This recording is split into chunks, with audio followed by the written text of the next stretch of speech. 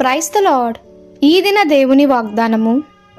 ఆ పండుగలో మహాదినమైన అంత్యదినమున యేసు నిలిచి, ఎవడైనను దప్పిక కొనిన ఎడల నా యొద్దకు వచ్చి దప్పి తీర్చుకొనవలెను. యోహాను సువార్త 7వ అధ్యాయము 37వ వచనము. పర్ణశాల పండుగలో ఇది చివరి దినం. యుగాంతంలో ఇశ్రాయేలీయులు సమకూర్చుకొనుటకు ఈ పండుగ ఒక గుర్తుగా ఉంది.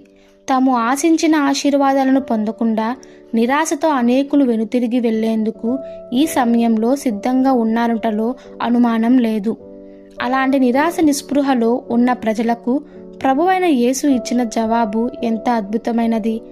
ఎవడైనను దప్పిక కొనిన ఎడల నా యొద్దకు వచ్చి దప్పి తీర్చుకొనవలెను అని ఆయన ఇచ్చిన పిలుపు అలాంటి వారికి ఎంత ఆదరణకరమైనది.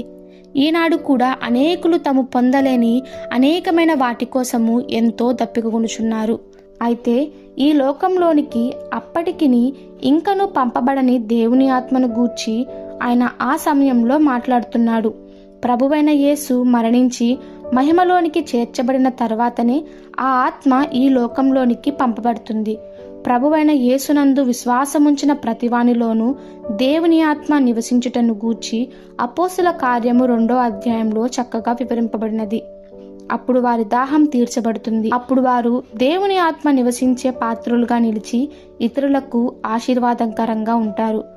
ఈ దిన దేవుని వాగ్దానము మనందరి జీవితంలో నెరవేరులాగున ప్రభు కృప మనకి తోడై ఉండునుగాక. ఆమేన్.